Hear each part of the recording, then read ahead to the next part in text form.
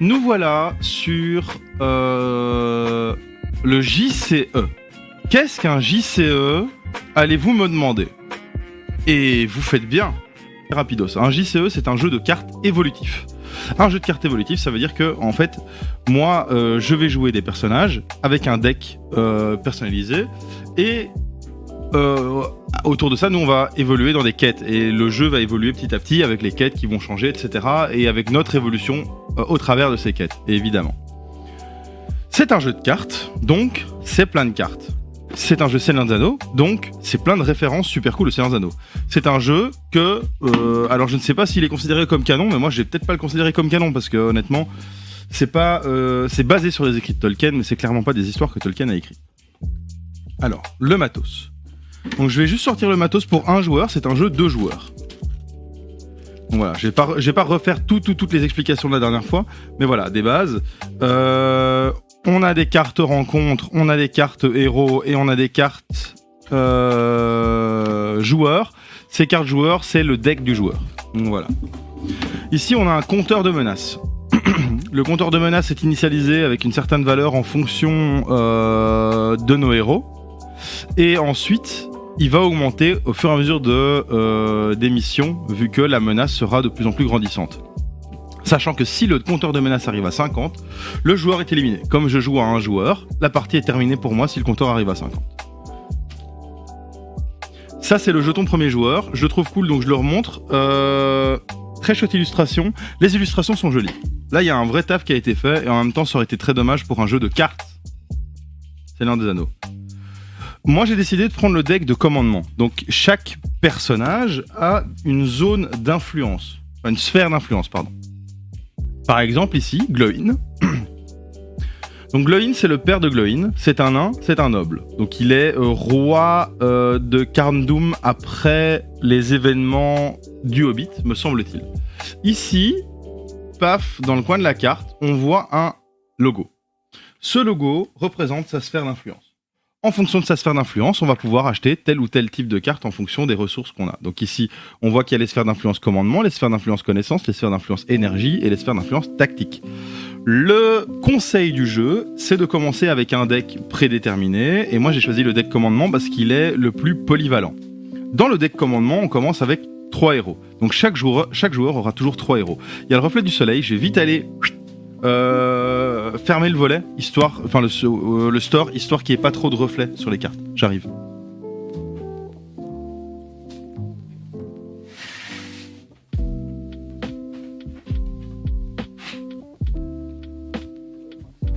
Voilà, cosy. Donc je vais rester un peu sombre. Normalement j'ai ma lumière qui illumine mon visage, mais ici je vais pas l'allumer parce que ça ferait des reflets sur les cartes. Donc ici, avec le deck commandement, on commence avec 3 héros. Donc Aragorn, comme héros recommandé, Théodred qui est le fils de Théoden, donc qui est un noble du Rohan, et Glowin. Donc pour ces 3 personnages-là, la sphère d'influence et la sphère de commandement. Ça veut dire que pour les ressources, on va pas devoir se casser la tête, on n'aura que des ressources de commandement.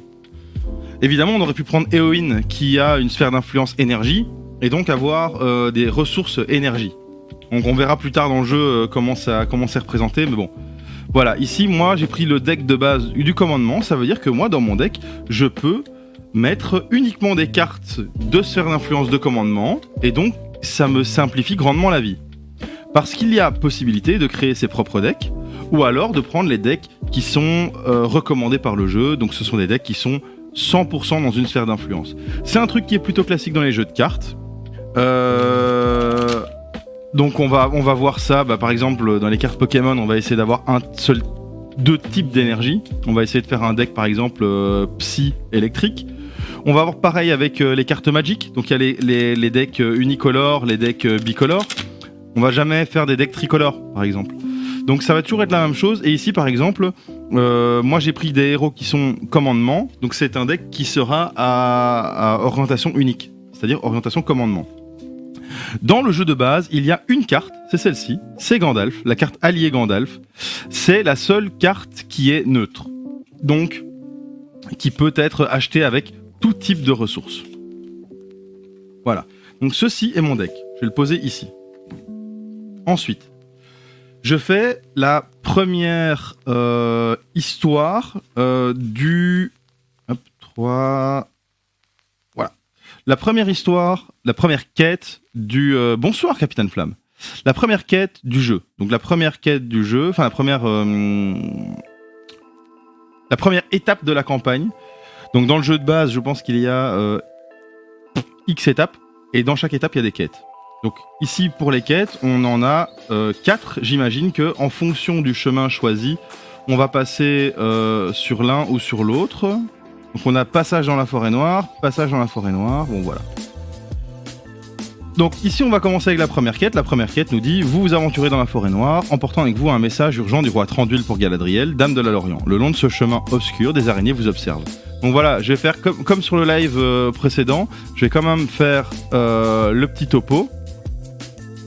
Donc, paf, paf. Nous sommes... Hop. Aujourd'hui, on est dans la forêt noire. Donc, c'est le roi Thranduil qui est dans l'une des forteresses ici au-dessus, qui nous a ordonné d'envoyer un message à la Dame de la Lorient. Donc si... juste pour remettre du contexte, le jeu se passe pendant les 17 années entre le début du Seigneur des Anneaux 1 et le début de la quête de la communauté de l'anneau. Donc c'est-à-dire que voilà, on fête les 111 ans de Bilbon ou les 33 ans de Frodon. Je vais mettre la caméra un peu plus bas, comme ça je serai plus au centre et on verra peut-être un petit peu moins le téléphone. Un petit peu mieux, bon, pas ouf. Donc on fête les 111 ans de Bilbon, on fête les 33 ans de Frodon. C'est la fête au village. Bilbon décide de s'enfuir. Il met son anneau, il se barre. Gandalf l'attend à cul-de-sac et Bilbon lègue tout à Frodon et Gandalf lui dit « Vous n'aurez pas oublié l'anneau ?» et Bilbon laisse l'anneau dans une enveloppe. Frodon récupère le tout et Bilbon part à Foncombe. Donc voilà, ça c'est ce qui se passe dans l'histoire. Ce qu'on ne voit pas dans les films, c'est que 17 ans se passent entre ce moment-là et le moment où Aragorn vient chez Frodon lui dire « Je sais ce que c'est, l'anneau c'est l'anneau unique, merde, on est dans la merde, va vite à Foncombe avec tes potes. » Voilà, il y a 17 ans qui se passent. Pendant ces 17 ans, il y a plein de choses qui se font. Il y a Aragorn, il y a Legolas, il y a Gandalf qui vivent leur vie, Gandalf qui maraude partout en Terre du Milieu pour essayer de comprendre ce qui se passe. Parce que on sait que à Dol Guldur, il y a le nécromancien qui est en train de reconstituer une armée, etc., etc. Et donc ici, probablement que la lettre que Thranduil nous confie pour la Dame de la Lorient, c'est-à-dire Galadriel, est une lettre qui indique qu'il s'inquiète que dans la forêt noire, il y ait des araignées, des êtres maléfiques, etc. Bon, on verra. Mais voilà, là, nous, on a reçu une lettre de Thranduil qui se trouve ici, et on doit faire le chemin vers... la Lorient, ici, pardon. Ça c'est Fangorn, c'est là où il y a l'Isengard. La Lorient c'est ici. Donc on doit prendre le chemin pour aller à la Lorient. Voilà. Donc ça c'est le contexte de la première quête et de la première boîte du jeu, donc la boîte initiale. Savoir qu'il y a plein d'extensions qui racontent plein d'autres moments de l'histoire.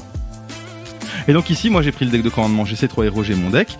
J'ai ici les prémices de la quête, donc c'est-à-dire on va amener un message de Thranduil à Galadriel, mais il y a des araignées qui nous observent. Dans la mise en place, on nous demande de chercher dans le deck un exemplaire de l'araignée de la forêt. Donc ici, je vais prendre, voilà, araignée des forêts.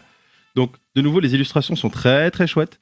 Et on a l'araignée des forêts avec ses caractéristiques. Donc c'est une créature aranéide, etc. On le pose ici. Et il nous demande également de prendre la route de la vieille forêt. Donc ça, c'est un lieu. Parce qu'il a différents types de cartes. Des lieux, des créatures, etc., etc. Alors, route de la vieille forêt. Rivière enchantée, entrée de la forêt. Ah oui, donc ça, c'est le deck initial de la partie de cette quête. Donc ici en fait ce qui se passe c'est qu'on a un paquet de cartes rencontres. Donc ça ce sont des choses qui vont être aléatoires. Petit à petit pendant notre quête on va rencontrer différents types de choses, des créatures, des lieux, etc. Chacun de ces éléments possède des points de menace. Ces points de menace vont potentiellement augmenter notre niveau de menace. Évidemment, le niveau de menace, comme je le disais plus tôt, il faut absolument qu'il reste sous la barre des 50. Voilà. La zone qui se trouve ici, on appelle ça la zone de cheminement. Donc ici, en fait, ça représente les épreuves que l'on rencontre durant notre quête. En l'occurrence, un adversaire, une araignée, un lieu, la route de la vieille forêt, et petit à petit, il y a des nouveaux éléments qui vont s'ajouter. Chacun de ces éléments a potentiellement ici un niveau de menace. Donc son niveau de menace est de 2.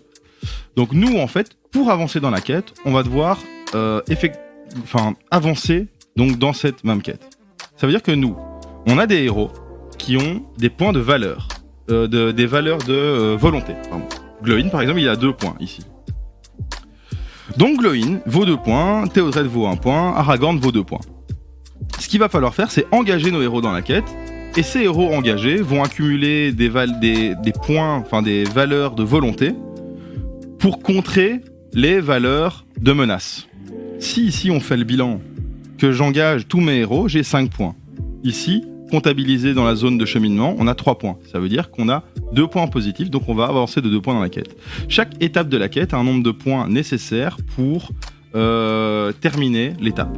Ici, c'est 8 points. Il nous faut 8 points pour considérer cette étape de quête comme terminée. Alors, une fois qu'on aura terminé cette étape de quête, on va passer à l'étape suivante de la quête. Les points de menace. Si par exemple je n'avais engagé que Aragorn, j'engage 2 en valeur, donc on le voit ici, 2 en valeur de volonté. On a 3 points de valeur de menace dans la zone de cheminement. Ça veut dire qu'il y a 1 point supplémentaire en valeur de menace. Et donc cette valeur de menace, je vais devoir l'ajouter ici à mon compteur total. Le but étant, donc je le répète, de rester en dessous des 50. La valeur initiale dépend des héros qu'on a. On a Glowin qui vaut 9, on a Théodred qui vaut 8, on a Aragorn qui vaut 12. Donc en gros, ici, on a une valeur de 29 pour commencer. Voilà. Hop, 29. Voilà, donc ça, merde. Pas grave, je dois juste reclipser. Voilà. Donc je rappelle qu'on est sur le JCE Seigneur des Anneaux, qui est le jeu de cartes Seigneur des Anneaux, qui est un jeu édité par Fantasy Flight Games. Voilà. On commence avec ça. Moi, je commence avec 6 cartes en main. 1, 2, 3, 4, 5, 6. Voilà. Paf. Dans mes cartes, j'ai un allié, Faramir. Faramir coûte 4. Donc ça veut dire que je vais devoir engager 4 ressources pour avoir Faramir.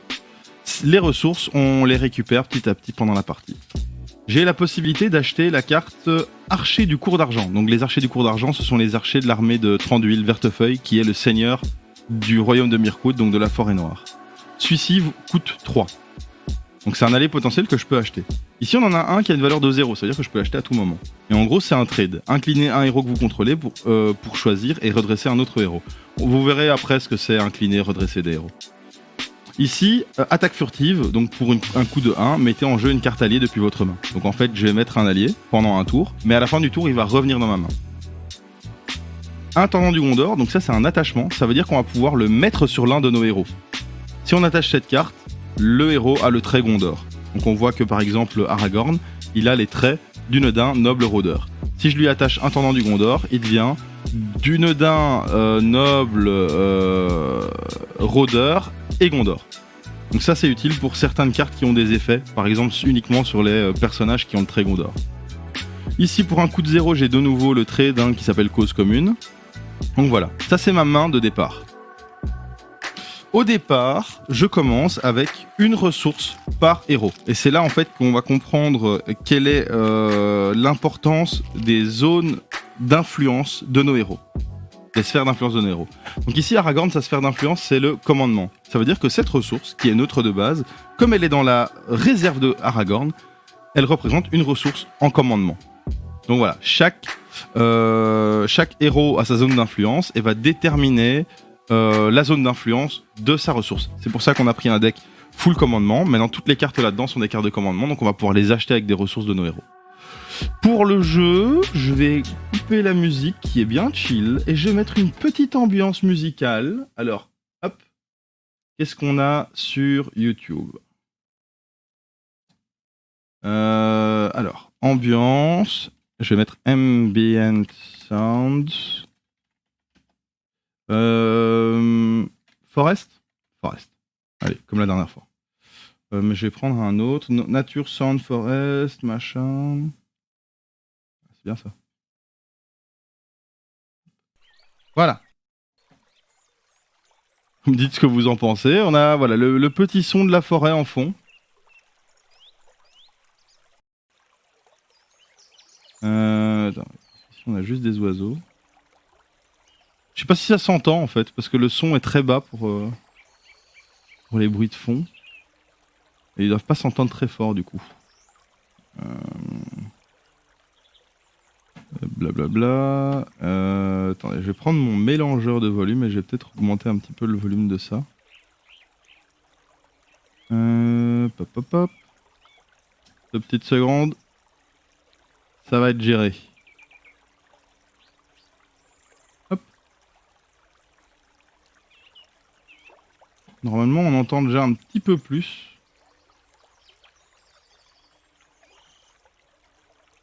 Les oiseaux.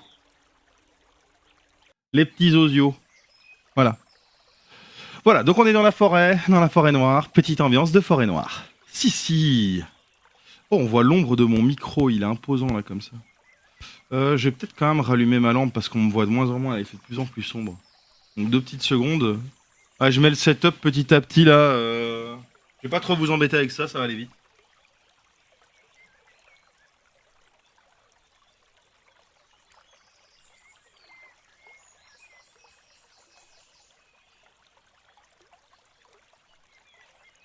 Ah. Il s'est remis en portrait. On va faire ça, voilà, il s'est remis en... Tac. Voilà. Oh, vous avez eu une vue plongeante sur mes claquettes chaussettes de la maison. Aïe aïe aïe aïe aïe. Voilà. Voilà. Donc ici on est au début de la première quête. On a des ressources, on a une main de départ qui est celle-ci. Il y a des blessures qui vont être infligées, il y a des pas qui vont être faits. Savoir que la dernière fois, quand j'ai joué à ce jeu, j'ai pas tenu compte d'un truc super important. Ici, chaque héros a des effets. Donc, par exemple, Aragorn a comme effet Sentinelle, après qu'Aragorn s'est engagé dans une quête, dépenser une ressource de sa réserve pour le redresser. Ça, c'est super important. Ça veut dire que si on a des ressources, on va engager Aragorn systématiquement dans les quêtes. Théodred, c'est après que Théodred soit engagé dans une quête, choisissez un héros engagé dans cette quête et ajoutez une ressource à la réserve de ce héros. Donc, de nouveau, super important. Et Glowin, après que Glowin ait subi des dégâts, ajoutez une ressource à sa réserve pour chaque point de dégâts qu'il vient de subir. Donc voilà, ça c'est comme ça que ça fonctionne. Pour l'instant, on a 3 points de menace sur la zone de cheminement. Donc, première étape. Alors, je vais juste regarder la mise en place. 2 petites secondes, hein. Je vais juste me rappeler d'un truc. Donc, mise en place. Placer les héros, initialiser les niveaux de menace. Créer la réserve de marqueurs. Piocher la main de départ, préparer les cartes quêtes. Ok, voilà. Bon, début de tour, voilà, on reçoit chacun une ressource et ensuite je peux piocher une carte. Donc ça c'est hop, début de tour et je viens de piocher l'allié garde de la citadelle. Donc le garde de la citadelle a les traits Gondor et guerrier et il a 1 point en valeur de volonté et 1 point en valeur d'attaque. Donc ici je vais pouvoir l'acheter pour seulement 2 pièces. Ce que je vais faire, donc parce que maintenant on entre dans la phase d'organisation. Dans la phase d'organisation, on va pouvoir dépenser. Donc ici je vais dépenser 2 ressources que je vais mettre ici dans la réserve des ressources et je vais acheter cet allié. Donc le garde de la citadelle. Maintenant, c'est la phase de quête. Ça veut dire qu'on va engager des personnages dans la quête ou pas. Donc en l'occurrence, je vais engager Théodren et après que Théodren est engagé dans une quête, je peux ajouter une ressource dans la réserve d'un héros. Je vais ajouter cette ressource dans la réserve d'Aragorn. Je vais engager également Aragorn dans la quête. Qu'est-ce que ça signifie? Ça veut dire que je viens d'engager 1 plus 2 points dans la quête. Je vais également engager mon garde de la citadelle, 4 points.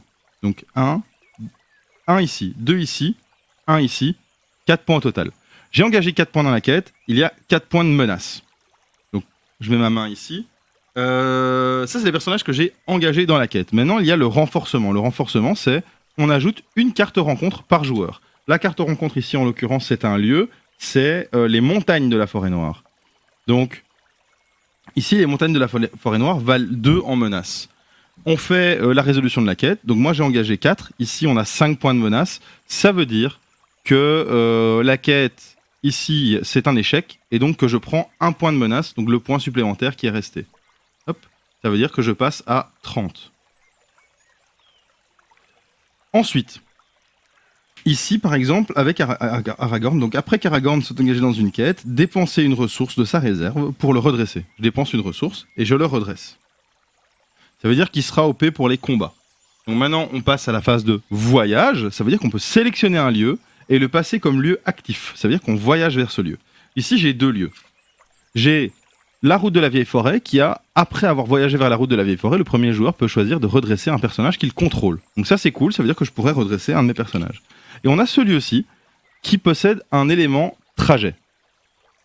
Donc révéler la première carte du deck de rencontre et placer-la dans la zone de cheminement pour voyager vers ce lieu, ça veut dire que donc, on doit réaliser quelque chose pour avancer vers ce lieu. Par contre, la réponse, après que les montagnes de la forêt noire ont quitté le jeu en tant que lieu exploré, chaque joueur peut chercher une carte parmi les 5 premières cartes de son deck et l'ajouter à sa main. Mélanger les cartes restantes dans le deck de leur propriétaire. Et en fait, 2 petites secondes, j'ai un coup de fil, donc je vais juste me muter 2 petites secondes. Je vais me mettre en pause en fait, juste le temps de répondre à ce coup de fil. Ah mais attendez 2 secondes, je vais juste d'abord voir qui m'a appelé. Ok, c'est pas urgent, je rappellerai. À l'aise. Alors, donc voilà, on a les 2 lieux, et en fait, chacun de ces lieux a une valeur ici qui indique en fait la valeur qu'il faut atteindre pour explorer ce lieu. Ça veut dire qu'on va passer un lieu de la zone de cheminement vers la zone active, quand on aura choisi quel lieu on veut mettre là. Ensuite, on va devoir faire exactement la même chose que pour les quêtes, donc c'est-à-dire engager des éléments pour faire pour avancer vers le lieu en question. Et on va faire le bilan avec les points de menace pour savoir combien de points on a avancé dans l'exploration du lieu. Donc moi, je vais prendre la route de la vieille forêt comme lieu à explorer. Donc dans l'étape de voyage, je prends celle-ci. Donc ça veut dire qu'on est sur la route de cette vieille forêt. C'est comme ça que c'est symbolisé. Après avoir voyagé vers la route de la vieille forêt, le premier joueur peut redresser un personnage qu'il contrôle. Donc je la mets ici et je redresse mon Théodred. Donc voilà, j'ai 3 persos redressés et on a pris 1 point en valeur de menace ici. Donc maintenant, il y a la phase de rencontre. Donc soit on engage intentionnellement un ennemi, soit on attend de faire le test. Pour l'engagement intentionnel, on prend l'adversaire et on le sort de la zone de cheminement et on le met de notre côté de la table. Voilà, ici. En l'occurrence, je mets de la zone de cheminement en fait plus haut. C'est comme ça que j'avais fait à la base, j'aurais dû faire la même chose. Donc ici, paf. On a notre zone de cheminement qui est là, on a nos cartes quêtes qui sont ici, on a le lieu exploré là, le deck là, ici, ça, et puis là, hop, c'est ici avec les ressources comme ça. Et ici, on a les ennemis engagés. Donc on a engagé volontairement l'araignée de la forêt. Si on n'avait pas engagé volontairement, en fait, on aurait fait un test pour savoir si l'ennemi nous engage ou pas au combat. Le test, c'est tout simplement, on regarde la valeur de l'ennemi. Donc ici, la valeur de l'araignée, c'est 25. On regarde la valeur de menace que l'on a pour l'instant, c'est 30. Si la valeur de l'ennemi est inférieure à la valeur de menace, il nous engage. Donc il nous aura engagé de toute façon. Donc voilà, nous on décide de l'engager au combat. Donc maintenant, dans la phase de combat, premièrement, on attribue des cartes ombres. Ça veut dire qu'on prend une carte ici, qu'on la met derrière la carte araignée. Ensuite, on choisit, donc l'araignée va attaquer, et l'araignée va attaquer avec une force de 2. On choisit quelqu'un pour encaisser les dégâts. Donc ici, je vais choisir de prendre Glowin pour encaisser des dégâts. Donc je le mets incliné, ça veut dire que je ne pourrai pas l'utiliser pour attaquer. Donc à chaque fois que quelque chose est incliné, on ne peut pas le redresser. Donc ça veut dire que ici, par exemple, pour prendre les dégâts, je dois l'incliner, donc j'aurais pas pu prendre les dégâts avec le garde, parce que je ne pouvais pas l'incliner. Voilà, c'est comme ça, plus ou moins, que le jeu détermine quel personnage peut encore faire quelque chose pendant ce tour. Donc ici, avec Glowin, je me suis penché. Maintenant, l'araignée va attaquer. Donc on va d'abord regarder la carte qui se trouve derrière elle. C'est une carte roi araignée qui a un élément ombre. L'élément, en fait, si la carte n'est pas une carte ombre, elle sera considérée comme un adversaire. Donc ici on voit que c'est une araignée avec 2 points de menace, 3 points de dégâts, 1 point de bouclier et un effet une fois révélé. Comme ici c'était une carte ombre, donc une carte qu'on a mis derrière l'adversaire, on prend l'attribut ombre. Donc le joueur, en défense, doit choisir et incliner un personnage qu'il contrôle. Donc là, ça veut dire que moi je suis obligé d'incliner un de mes personnages face à l'araignée. Parce que c'est ce que la carte ombre indique. Donc je vais être obligé d'incliner Théodred à ce moment-là. Ce qui est un peu moche. Parce que du coup je vais pas pouvoir la tuer en un coup. L'araignée fait 2 de dégâts, Glowin a 1 de bouclier, donc je me prends une blessure. Alors on a l'effet sur Glowin. Donc après que Glowin a subi des dégâts, ajoutez une ressource à sa réserve pour chaque point de dégâts qu'il a subi.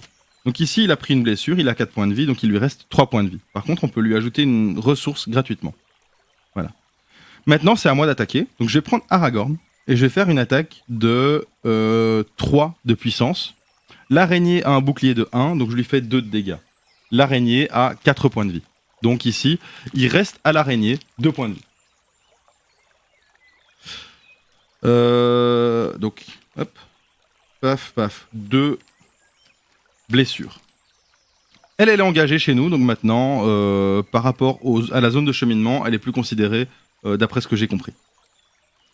Une fois la phase de combat terminée, on fait la phase de restauration. La phase de restauration, c'est on redresse tous nos personnages. Et on augmente la menace de 1 point. Voilà, on passe à 31. Donc ça, c'est un tour du jeu. Et comme ça, le but va être d'avancer, etc., etc.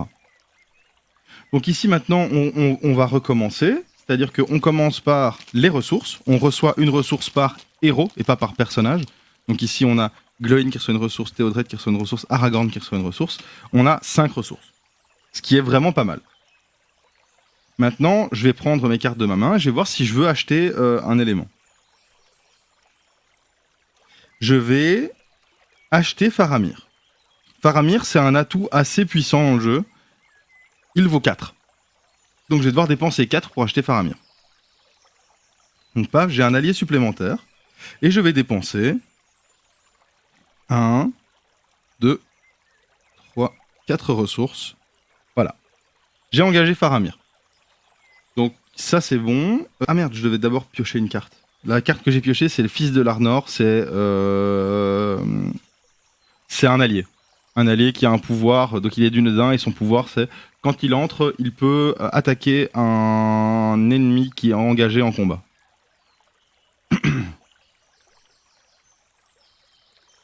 En fait non, il l'attaque pas. Il engage avec l'ennemi plutôt.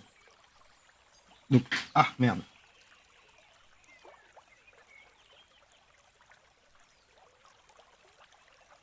Donc en fait ça c'est une carte qui est super utile quand on joue avec plusieurs joueurs. Donc la boîte de base c'est 2 joueurs, si on achète 2 boîtes de base on peut être à 4 joueurs.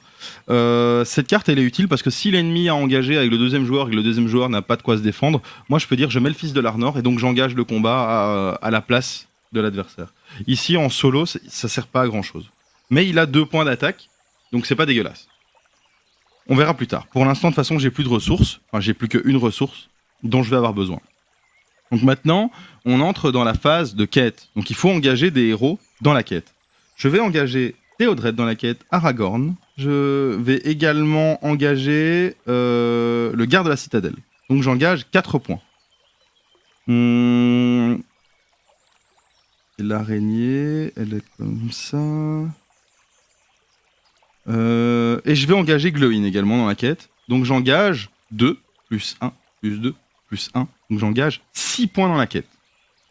Sur le chemin de menace, on a toujours ce lieu qui vaut 2 en menace.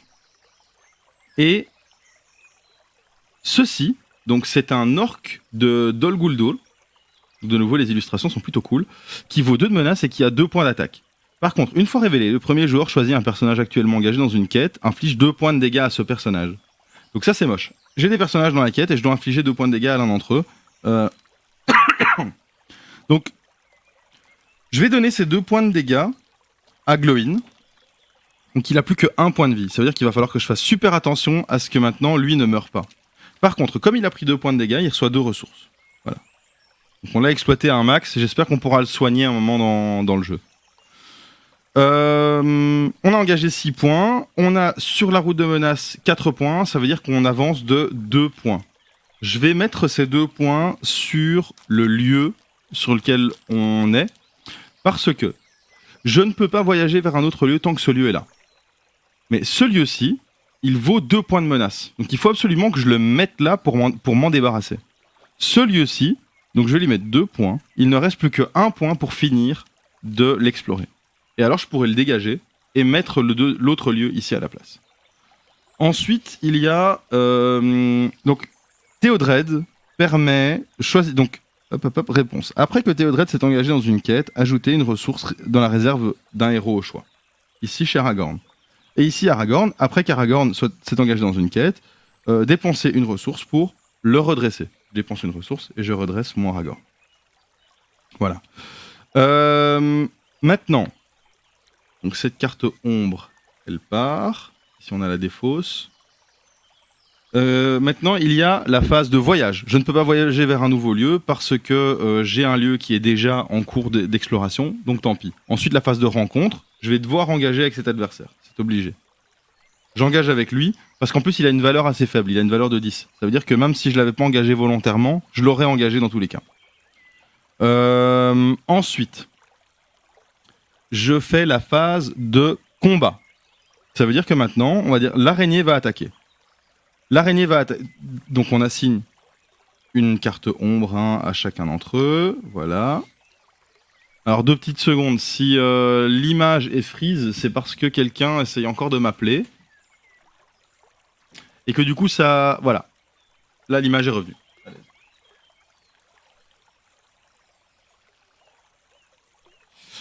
Alors. Donc ici, l'araignée attaque. Moi j'ai décidé d'envoyer Faramir en défense. Et l'attaque de l'orque de Dol Guldur, j'ai décidé d'envoyer Aragorn en défense. Non, j'ai décidé de encaisser cette attaque, complètement. Donc Faramir se défend contre l'araignée, l'araignée fait 2 points de dégâts, on va révéler sa carte ombre. Il n'y a pas d'effet ombre, donc je montre. Comme il n'y a pas d'effet ombre, cette carte n'ajoute pas son effet sur l'effet de l'araignée. Donc l'araignée fait 2 de dégâts, Faramir a 2 de défense, donc il prend aucun dégât. Ensuite, on a l'orque de Dol Guldur sur lequel on n'a mis aucun mécanisme de défense. Ça veut dire que l'attaque est sans défense. Ça veut dire qu'on va se prendre les dégâts. Et ça veut aussi dire que ça peut être un effet sur l'ombre. Alors, l'ombre ici, voilà. Cette carte, donc patrouille de la brèche Est, a un effet ombre. L'ennemi attaquant gagne plus 1 en dégâts, augmentez également de 3 votre niveau de menace si cette attaque est sans défense. Malheureusement, l'attaque est sans défense, donc j'augmente de 3 mon niveau de menace. Et en plus, cette attaque est sans défense et il prend 1 de dégâts en plus. Ça veut dire que l'orque de Dol Guldur fait 3 de dégâts. Que j'encaisse entièrement sur un personnage, obligatoirement. Donc, c'est Aragorn qui va se prendre ses dégâts parce qu'il a 5 points de vie. Donc, je me dis que s'il prend 3 de dégâts, il lui restera encore 2 points de vie derrière. Il y a moyen de survivre. Voilà. Paf, paf. 3 points de dégâts. Ça fait mal, hein. Ça fait mal. Maintenant, c'est à moi d'attaquer. Aragorn fait 3 de dégâts, l'orque de Dol Guldur a 0 de défense, donc je le tue. 0 de défense et 3 points de vie, pardon. Donc, l'orque de Dol Guldur a 0 points en défense ici, 3 points de vie. Aragorn fait 3 d'attaque, donc je le tue. Ça, c'est fait. Maintenant, donc la phase de combat est terminée, on a la phase de restauration, ça veut dire qu'on redresse tout le monde. Hop, hop, hop, voilà. Le tour est terminé, on passe à un nouveau tour. Donc je commence par donner une ressource à chaque héros. Donc les héros commencent à être bien blessés. On voit que Glóin a 1 point de vie, Aragorn 2, ça fait quand même assez mal. Par contre, j'ai 6 ressources, ça veut dire que je vais pouvoir quand même me faire plaisir sur les cartes que je vais acheter. Je pioche une carte. Donc la nouvelle carte qui se trouve dans ma main, c'est un allié. C'est Brock point de fer. Il a 2 points de volonté, 2 points d'attaque, 1 point de défense. Après qu'un héros nain que vous contrôlez a quitté le jeu, mettez en jeu Brock point de fer depuis votre main. Donc ici, Brock point de fer peut remplacer Glóin si jamais Glóin se fait tuer, gratuitement. Voilà. Donc ça, je vais le garder dans ma main, en fait, tout simplement, et je vais voir si Glóin décède à un moment, bah, je mettrai Brock. Alors maintenant, c'est la phase d'organisation, ça veut dire que je peux dépenser des ressources pour acheter des éléments. Donc, je vais Acheter le titre Gondor, ce sera utile peut-être dans un avenir moyennement proche. Donc je paye 2 ressources pour mettre cet attachement sur Aragorn, pardon. Donc Aragorn a maintenant le titre Gondor. Voilà. Intendant du Gondor, pardon. Donc, enfin oui, comme il a l'attachement intendant du Gondor, il a le titre Gondor. Ça veut dire que maintenant j'ai Faramir, le garde de la citadelle, et Aragorn qui ont le titre Gondor. Ensuite, il me reste encore 4 ressources. Donc je vais acheter l'archer Sylvain. Voilà, pour 3 ressources. Pour 3 ressources, j'ajoute un allié à ma série d'alliés. C'est-à-dire que je vais pouvoir encaisser des dégâts avec les alliés secondaires à un moment si je veux garder mes héros. Donc ça va me coûter 3. 1, 2, 3. Voilà, j'ai presque plus de ressources. On a fait notre phase d'organisation, maintenant on fait la phase de quête. Ça veut dire qu'on engage nos personnages dans la quête ou pas. Donc ici, comme Glowin est quasi mort, dans tous les cas, j'ai pas envie qu'il se prenne des dégâts, donc je l'engagerai pas en combat, je l'engage dans la quête. Je vais engager Aragorn dans la quête, ça me fait 4. Je vais engager Théodred dans la quête, c'est important parce que Théodred, quand il est engagé dans une quête, il donne à un autre héros une ressource. Donc là, on a 5 points engagés dans la quête.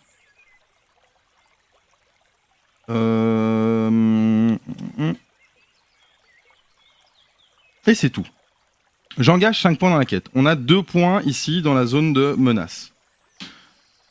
On ajoute encore une carte, et c'est un autre lieu. Donc ça, c'est chiant les lieux, parce qu'il faut vraiment explorer les autres lieux pour pouvoir défausser. Donc ici, réponse, après avoir voyagé vers l'entrée de la forêt, le premier joueur peut piocher 2 cartes. Et il a une valeur de menace de 2 également. Donc on a 4 en valeur de menace devant nous, mais on a engagé 5 points de volonté. Ça veut dire qu'on a 1 en positif, donc on avance de 1.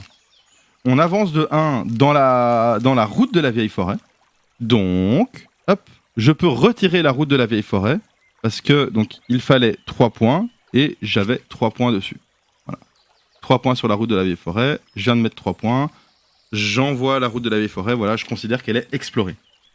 Maintenant, j'ai, après la phase de quête, donc d'abord la phase de quête, on a Théoden, une fois qu'il est engagé, je peux donner une ressource à un joueur, et Aragorn, une fois qu'il est engagé dans une quête, je peux payer une ressource pour le redresser. Voilà. Hop, je redresse mon Aragorn. Hop. Ensuite, on a la phase, donc la phase de quête est terminée. On a la phase de voyage. Donc maintenant, je peux voyager vers un nouveau lieu. Je vais prendre le lieu ici, entrée de forêt. Après avoir voyagé vers l'entrée de la forêt, le premier joueur peut piocher 2 cartes. Je la mets comme lieu actif et je peux piocher 2 cartes. Il n'y a pas de limite à la main du joueur. Donc ici, j'ai récupéré un autre archer du cours de l'argent, donc que je peux engager à tout moment pour 3 ressources. Et j'ai pioché la pierre de Célébriand. Donc attacher cette carte à un héros.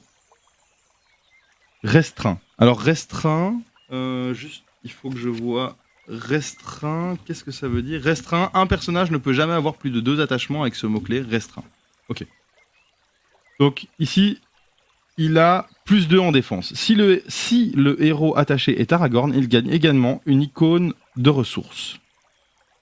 L'icône de ressources, énergie. Donc en fait, si je mets cet élément sur Aragorn, il peut acheter des ressources de commandement et des ressources d'énergie.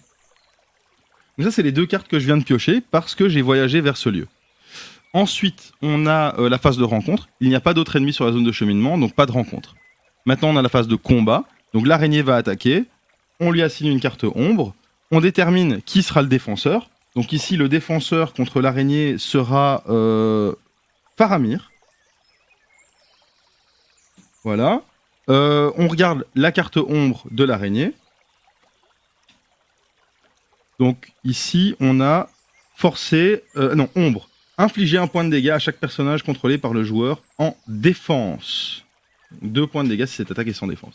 Donc 1 dégât pour chaque personnage contrôlé par le joueur. Ça, c'est vraiment moche.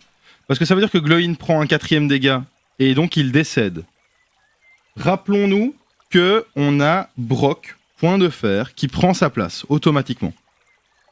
Donc réponse, après qu'un héros nain que vous contrôlez a quitté le jeu, mettez en jeu Brock, point de fer depuis votre main. Voilà. Il prend sa place immédiatement, mais bon, voilà, j'ai perdu Gloin, ça c'est vraiment embêtant. Parce que Gloin avait quand même le... ouais, non, il a la même puissance que Brock en fait. Exactement la même puissance. Bon, c'est un trade, c'est pas dramatique. C'est pas dramatique en vrai.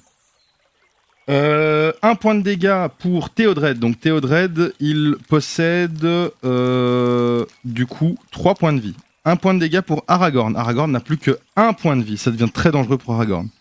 Le garde de la citadelle n'a plus que 1 point de vie. Faramir, 2 points de vie. Et l'archer du cours d'argent prend 1 de dégâts et il a que 1 point de vie, donc il décède également. Donc la carte que je viens de me prendre en pleine face là, en carte ombre, était vraiment puissante. Donc c'est en ombre. Infliger 1 point de dégâts à chaque personnage contrôlé par le joueur en défense. C'est ultra violent. C'est bien ça qu'il y a écrit, hein. Par le joueur en défense. Pouah, ça fait mal. Ça fait très mal. Voilà. Ensuite, l'araignée attaque. Elle fait 2 de dégâts. Faramir a 2 de bouclier, donc il prend aucun dégât. Maintenant, on a Brock point de fer qui fait 2 de dégâts sur l'araignée. Donc moi, je décide d'attaquer. J'envoie Brock point de fer qui fait 2 de dégâts. Mon garde de la citadelle qui fait 1 de dégâts. Ça fait 3 de dégâts. L'araignée a 1 de bouclier, elle prend 2 de dégâts. Comme elle avait plus que 2 points de vie, elle décède. Donc au moins, on a éliminé cette menace. Ok.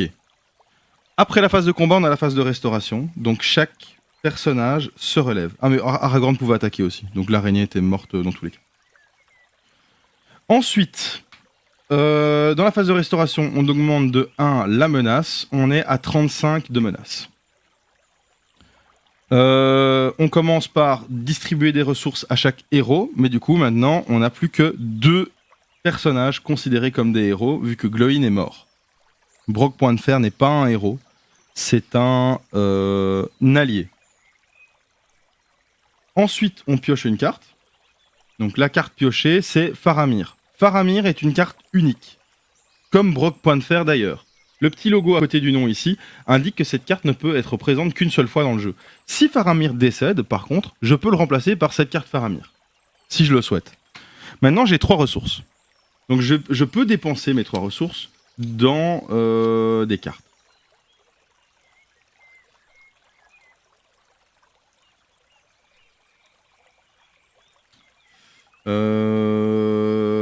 Pour 2 de ressources, je vais acheter l'artefact Pierre de Célébriant. Donc je vais dépenser 2 ressources. Et je vais attacher cette pierre, donc qui donne plus 2 en valeur de volonté, à Théodred. Vu que Théodred a 1 en valeur de volonté, ça lui donne 3 en valeur de volonté. Maintenant, on entre dans la phase de quête. Ça veut dire qu'on va engager les personnages dans la quête. Je vais engager Brock point de fer.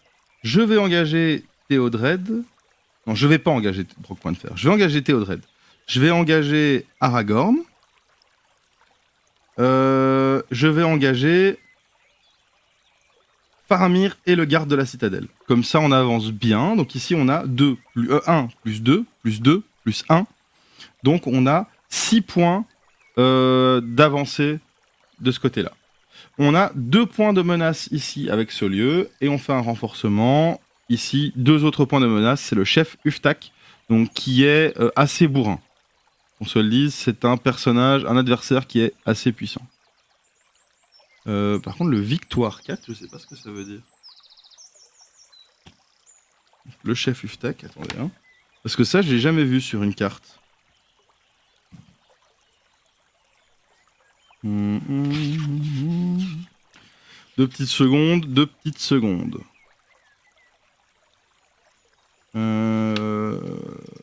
Paf. Je sais pas où je vais pouvoir trouver cette info. Parce que le Victoire 4, il doit vouloir dire quelque chose, quoi. Ça se trouve, quand on le bat, on avance, j'en sais rien. Ah, Victoire X. Voir point de victoire, page 29. Yes. Page 29. Ah, point, score. Gna gna gna, déterminer le score initial.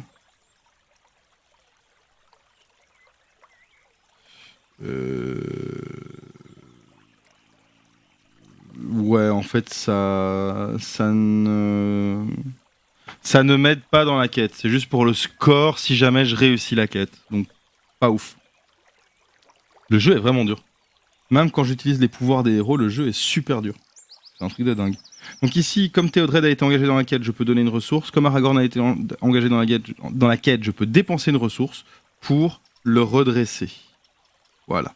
Je vais juste regarder si l'engagement se fait... donc combat... Rencontre. Engagement intentionnel, test. Donc, le joueur continue d'effectuer des tests d'engagement, blablabla. Donc, ayant le coût d'engagement au combat le plus élevé, tout en étant inférieur ou égal au niveau de menace du joueur. Ok, c'est inférieur ou égal. Donc moi, mon niveau de menace est de 35. La valeur de l'adversaire est de 35. Donc dans tous les cas, il engage au combat. On lui assigne une carte ombre. Hop. Et maintenant, on détermine qui va encaisser. C'est vraiment violent. Hein. Donc c'est Brock Point de Fer, évidemment, qui va encaisser l'attaque. Donc il a 1 de bouclier, et le chef Uftak a 3 d'attaque. Par contre, il a une carte ici, qui est potentiellement une carte ombre. Ok, il n'y a pas d'ombre. Donc ça c'est bien, pas d'effet ombre. Le chef Uftak attaque avec 3. Glowin Brock a 1 bouclier, donc il prend 2 blessures. Maintenant, le chef Uftak gagne 2 dégâts pour chaque marqueur de ressources sur lui. Et après la résolution de son attaque, placer un marqueur de ressources. Donc ici, le chef Uftak, il devient super puissant, tout simplement. Parce qu'il fait 5 de dégâts. Il a 3 de bouclier en plus. Donc ici, même si Aragorn tapait dessus, ça changerait rien, vu qu'il a 3 de bouclier. Aragorn fait 3 de dégâts, donc c'est pas pertinent. C'est pas pertinent. Il faut que je me débarrasse du chef Uftak le plus vite possible.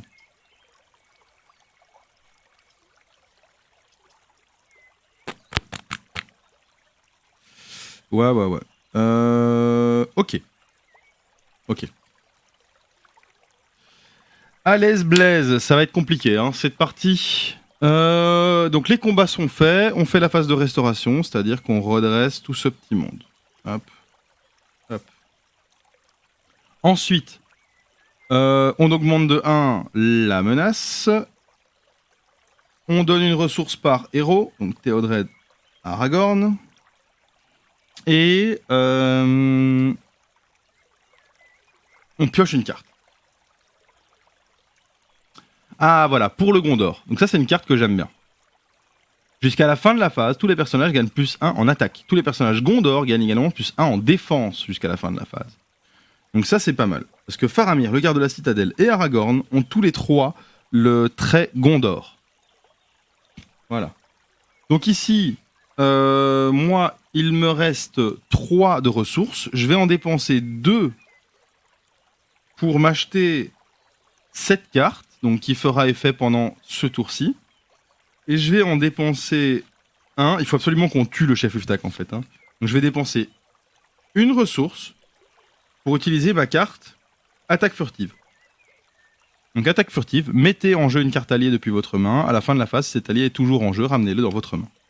Donc je vais engager tout simplement le fils de l'Arnor en combat pour une ressource. Voilà. Ok, ça c'est fait. Donc maintenant, on est en phase de combat. Donc, attendez. Non, je lui ai déjà donné une carte. Non, je lui ai pas encore donné de carte ombre. On donne une carte ombre à l'adversaire. Non, d'abord la quête, pardon. D'abord la phase de quête. Donc, on engage des héros en quête ou pas. Donc ici, le chef Uftak, je vois qu'il a 6 points de vie et il a 3 de défense. Je peux faire 2, 4, 7, 8, 9, 10, 11 points de dégâts. Et lui, il me faudrait 9 points de dégâts, mais honnêtement, c'est chaud. Je vais engager Théodred et Aragorn dans la quête. Comme Théodred est engagé dans la quête, il donne une ressource à Aragorn. On a engagé 3 points de volonté. Maintenant, on renforce ici. Donc on a un autre lieu, la rivière enchantée, qui vaut 2 de menace. On a 4 de menace pour 3 de volonté, donc on prend 1 point de menace, si on fait la différence entre les deux. Ensuite, je dépense 1 pour redresser Aragorn. Voilà. Hop. Ça, c'est une chose que je peux faire uniquement pour Aragorn. Maintenant, on sait que... Ah ouais, les héros ont plus 1 de dégâts. Oh, c'est con, j'aurais dû en engager plus, du coup. J'aurais dû engager Brock point de fer avec. Bon, c'est pas grave. On a la phase de rencontre. Il n'y a pas d'adversaire dans la zone de cheminement. On a juste un adversaire ici, donc on passe en phase de combat. La phase de combat, donc premièrement, on assigne une carte ombre. Ensuite, l'adversaire va attaquer, on désigne un défenseur.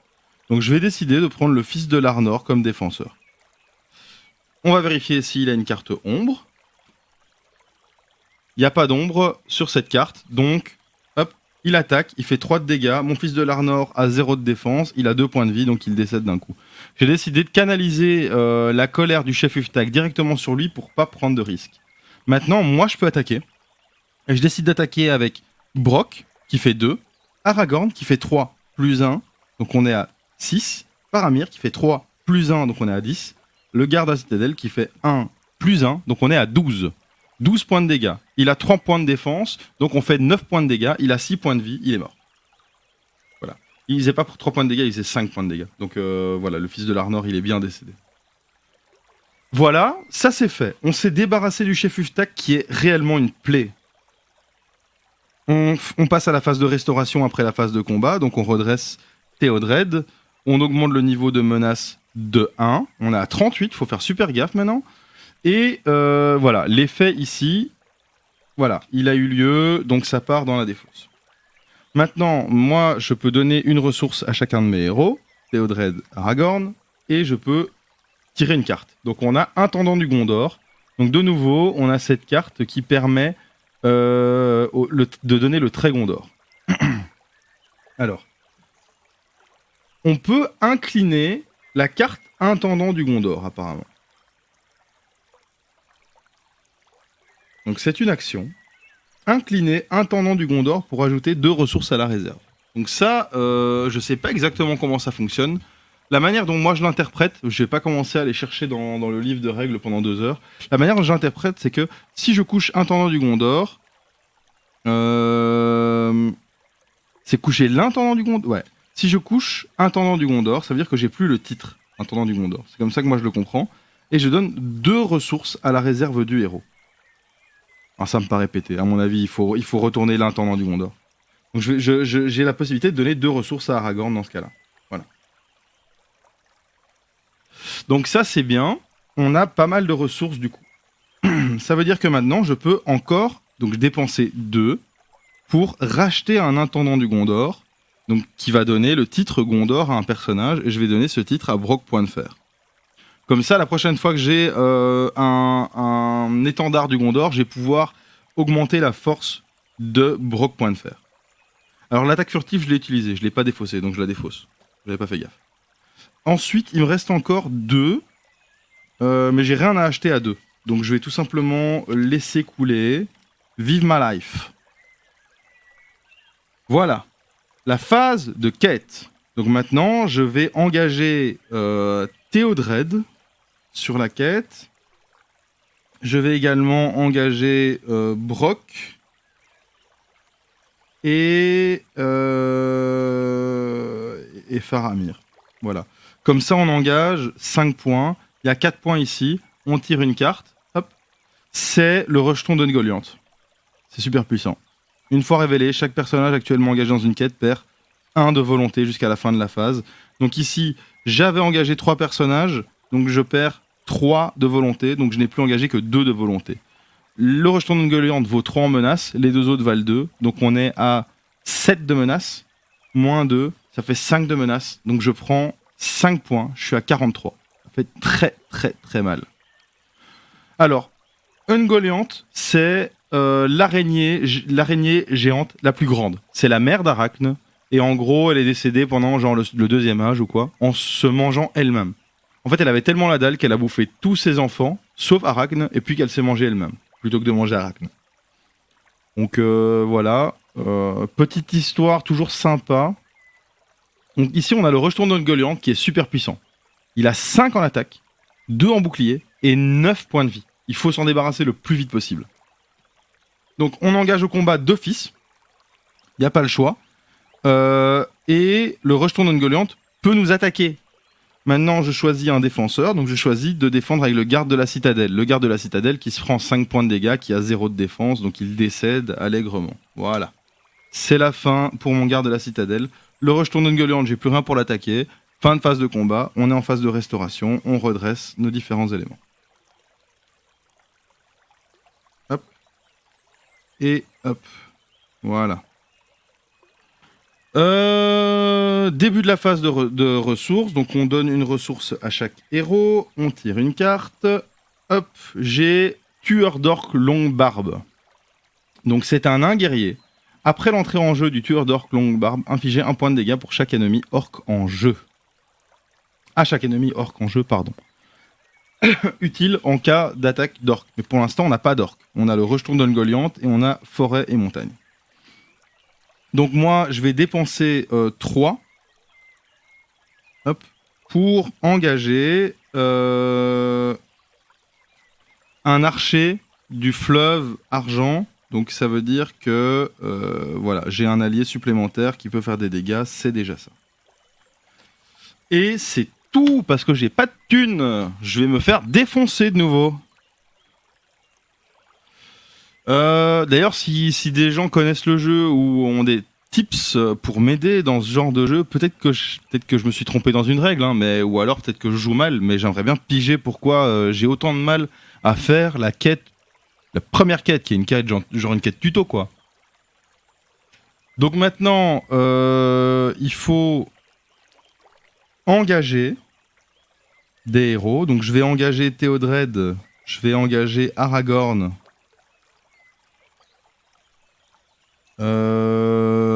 Voilà.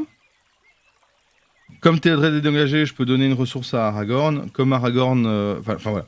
Ici, j'ai engagé donc 3 points de volonté. On a 4 points de menace. On tire une carte supplémentaire qui vaut une menace. C'est les chauves-souris de la forêt noire. Une fois révélé, chaque joueur doit choisir un personnage actuellement engagé dans une quête et le retirer de cette quête. Et on ne le redresse pas, donc je vais retirer Théodred de la quête.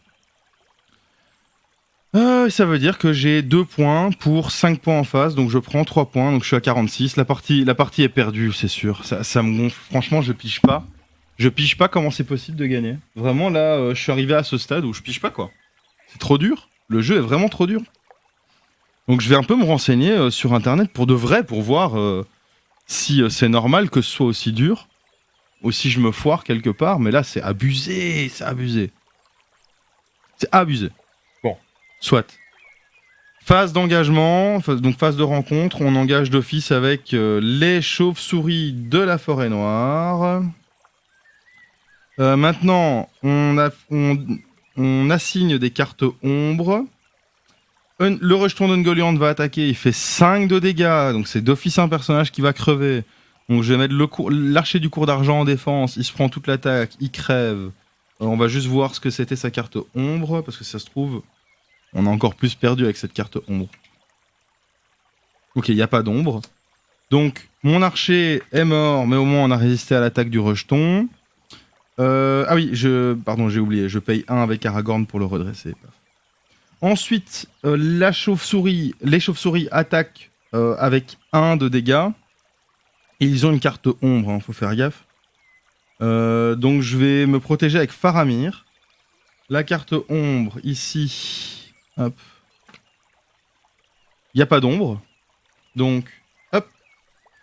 La chauve-souris attaque Faramir avec 1. Faramir a 2 de défense, donc il prend aucun dégât. Ensuite, moi j'attaque. Je décide d'attaquer avec Broc point de fer. Je fais 2 de dégâts sur cette chauve-souris qui n'a pas de défense, donc les chauves-souris décèdent. Restauration, on redresse. Et c'est là que la partie est terminée pour moi, en fait, hein, tout simplement. Parce que mon niveau de menace va atteindre les 50. C'est aussi simple que ça. Je peux rien faire pour empêcher le niveau de menace d'atteindre les 50 à ce stade. Donc voilà, on va prendre les ressources chez Théodred, chez Aragorn. Ensuite, on va piocher une carte. Donc l'attaque furtive, qu'on a déjà vu plus tôt dans le jeu. Maintenant, je peux décider de dépenser mes ressources. Donc ce que je vais faire, c'est que je vais dépenser 1 pour l'attaque furtive. Voilà. Et du coup, engager le fils de l'Arnor pour un seul tour. En fait, ça veut dire qu'il va pouvoir encaisser l'attaque du rejeton d'Ungoliant sans que ça ait trop d'impact sur le reste de ma quête. Donc maintenant, on entre en phase de quête. Donc je décide d'engager Théodred Aragorn. Et c'est tout. Ça veut dire que j'engage... Enfin non, je vais devoir engager autre chose. Mais non, je peux pas. Je peux pas, sinon ça sert à rien. Ok. Bon, j'engage Aragorn et Théodred. Théodred donne une ressource à Aragorn. J'ai engagé 3 points de volonté. On a 4 points de menace sur la zone de cheminement. Et on ajoute 2 points avec ce maître des bêtes de Dol Guldur.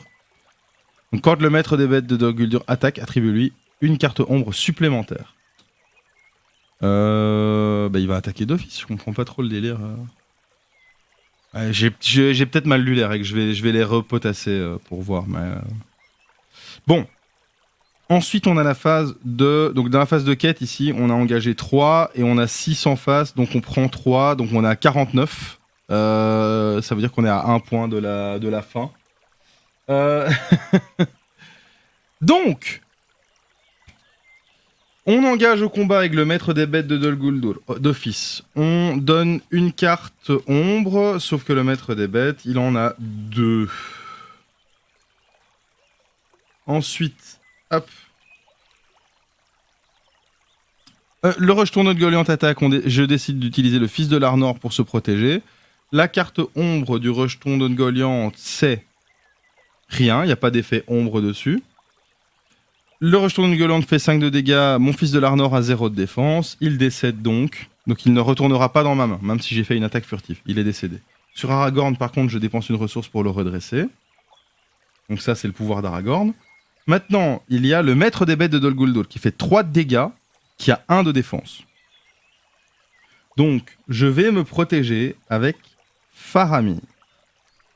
Ah merde, la pierre de Célébrion, à chaque fois, lui, il avait plus 1. Plus 2 en quête. Je vais me rajouter 4, parce que pendant 2 tours, lui, il avait cette pierre et j'ai complètement oublié.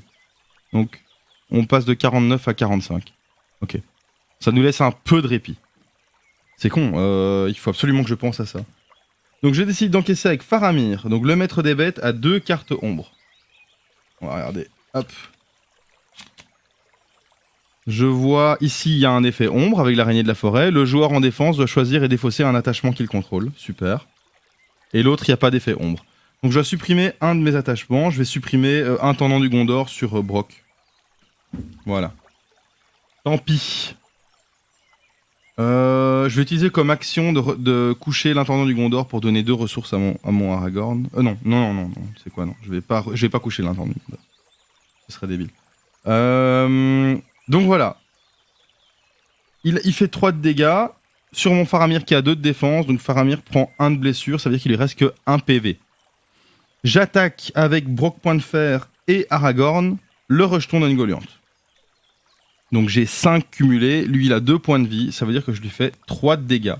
2 points de bouclier, je lui fais 3 de dégâts, il lui reste 6 points de vie. Je dois faire ça 3 fois, donc à chaque fois perdre un allié parce qu'il fait 5 de dégâts, ce qui est super puissant.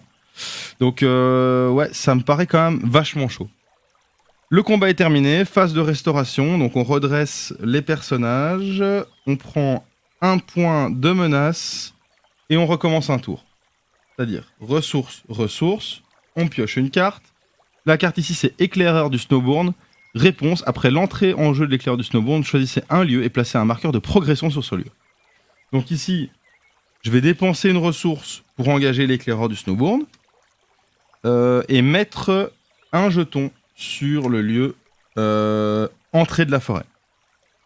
Il me reste 3 que je ne sais pas dépenser tout simplement. Voilà. J'ai aucune carte qui vaut 3. Maintenant, on va pouvoir commencer la phase de quête. Donc j'engage Théodred qui vaut 3 et pas 1. Et Aragorn qui vaut 2. Et Faramir également, qui vaut 2.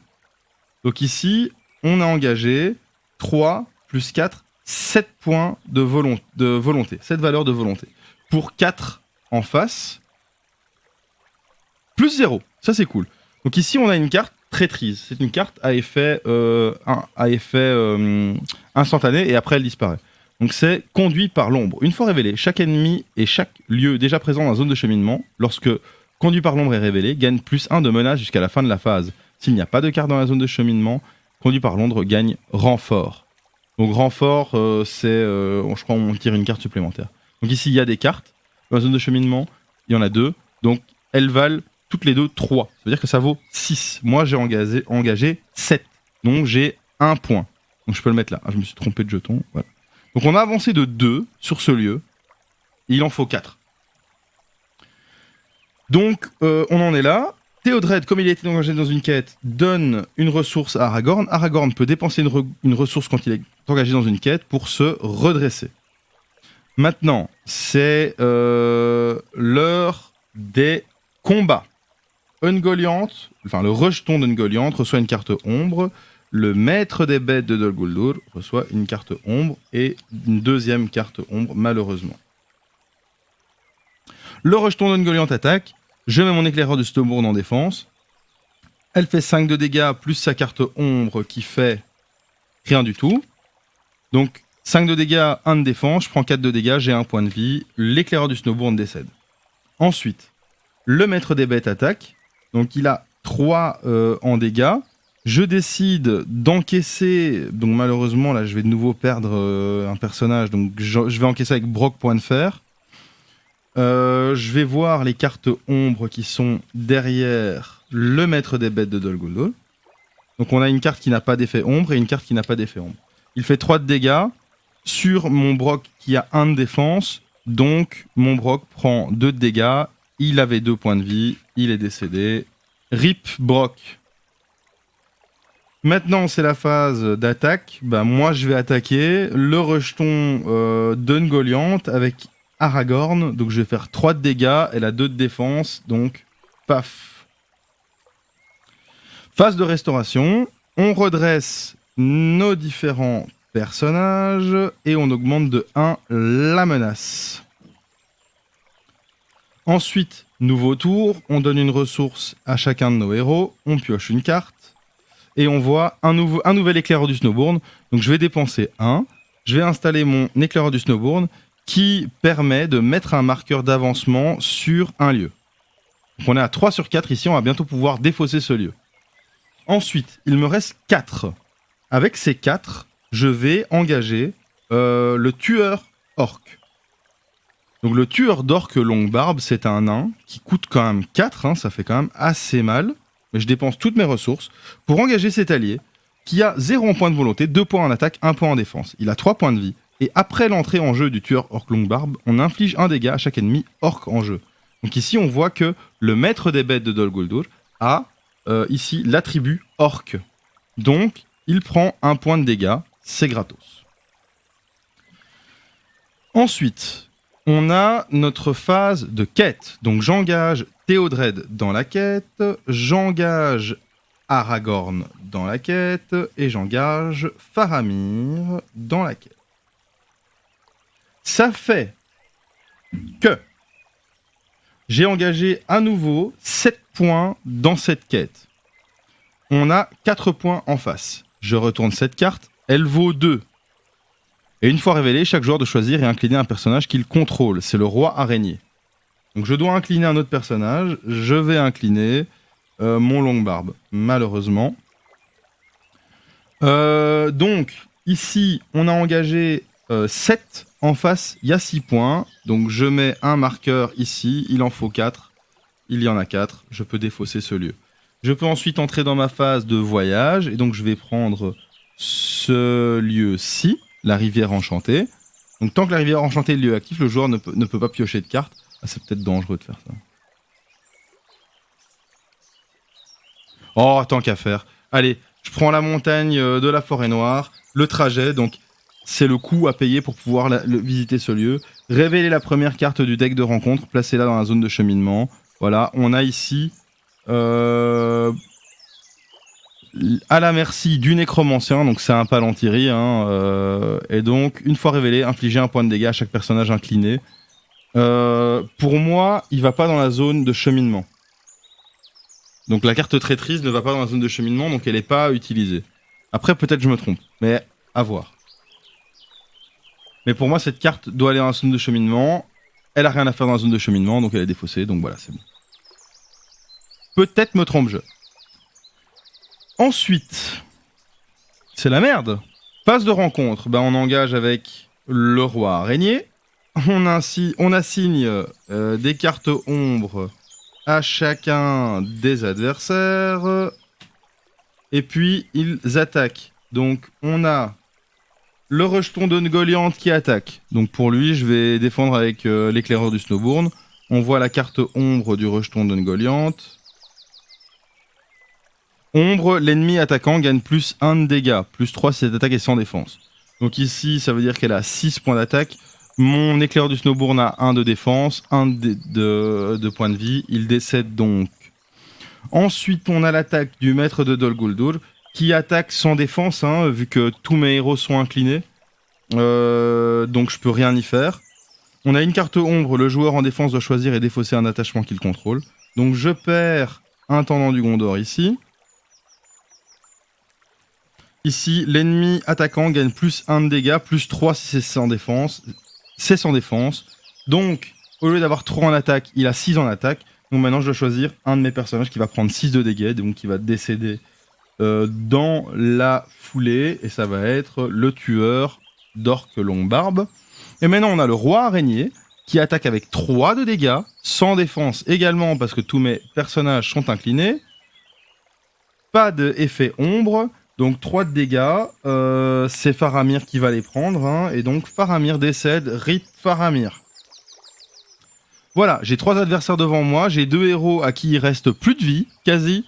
Bon, c'est foutu. Donc je redresse, et j'ajoute 1 point. Donc je suis à 2 points de la fuite totale. Je donne une ressource à chacun de mes héros. Ensuite, je pioche une carte. D'une d'un, je peux pas me la payer, et je peux rien me payer en fait. Voilà. Donc je vais engager dans la quête les 2 héros. Donc je peux donner une ressource à Aragorn. Comme mes 2 héros sont engagés dans la quête, j'ai au total 5 points de volonté engagée. Il y a 2 points dans la zone de cheminement. Je tire une carte qui vaut 2, c'est un lieu. Donc la grande toile de la forêt. Donc on a 4 en face, 5 ici, donc on prend 1 point de quête d'avancement, on va le mettre ici. Ensuite, je paye 1 pour redresser Aragorn. Et maintenant, c'est la phase de combat, donc Ungoliant attaque Aragorn, l'autre attaque Faramir, ils sont tous les deux décédés. La partie est terminée. Donc, j'ai probablement loupé quelque chose dans les règles. Ce qui est dommage. Donc soit j'ai loupé quelque chose dans les règles, et alors c'est chiant parce que j'ai fait 2 lives 2 fois en jouant mal, et donc c'est relou, parce qu'à chaque fois je dois recommencer les mêmes quêtes. Tant que je les ai pas réussies, c'est une campagne. Soit j'ai très bien compris les règles, et ce jeu est quasi impossible. Vraiment, je vois pas. C'est quasi impossible alors. Donc... ouais, je vais remettre un peu de musique, on va retirer l'effet de la forêt. Voilà, donc j'en suis là. Par rapport à ce jeu, je suis très mitigé, parce que franchement, là, je commence à vraiment avoir du mal à m'imaginer gagner ne fût-ce qu'une partie ici, avec ce que j'ai. Parce que j'ai rien dans la main, je dépense tout, je fais vraiment tout ce que je peux. Alors voilà, le rejeton d'Ungoliant et l'autre, c'est des ennemis qui sont très puissants. J'ai peut-être vraiment pas eu de chance. Le chef Uftak, j'ai peut-être juste complètement pas eu de chance. Mais dans tous les cas, 2 fois d'affilée pas avoir de chance, c'est pas possible en vrai. Enfin, ça veut dire que soit le jeu est pas assez équilibré, soit ouais, je joue probablement mal, mais à ce point-là, sur la quête tutoriel, Je trouve ça vraiment chaud. Un tutoriel. Tutoriel entre grands guillemets. Hein. C'est pas réellement un tutoriel, il n'y a pas écrit noir sur blanc quelque part, quête tutoriel. Hein. Attendez, j'essaye de récupérer toutes les cartes. Ouais, c'est ça. Le deck de rencontre. Donc, je dois avouer que je suis assez deg des parties là. Parce que... donc, pour l'instant... Alors, vous me dites ce que vous en pensez. Hein. Vous me dites ce que vous en pensez. Mais là, pour l'instant, j'ai juste l'impression d'avoir perdu mon temps avec le jeu. Parce que j'ai vraiment la sensation qu'il est pas possible. Donc, je suis un peu deg, j'avoue. Pas de l'avoir acheté ou quoi, parce que je le voulais dans ma collection dans tous les cas.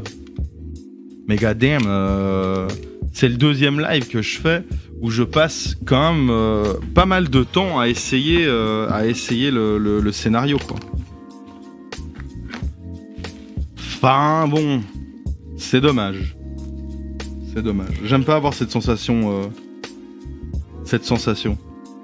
Mais bon. Donc tac, tac, tac, je range, je mets le petit livre et je ferme la boîte. Donc voilà, pour ceux qui sont intéressés... Ah! C'est la guerre! C'est très précaire. Le tout est dans un équilibre plutôt précaire, hein, je le dis, voilà. Tac. Donc pour ceux qui sont... C'est juste pour montrer la boîte en plus, parce que j'ai terminé avec le jeu de société. Donc pour ceux qui sont intéressés d'en voir plus, c'est Le Seigneur des Anneaux, le jeu de cartes, édité par Fantasy Flight Games pour 1 à 2 joueurs. Voilà, c'est un jeu de Nate French.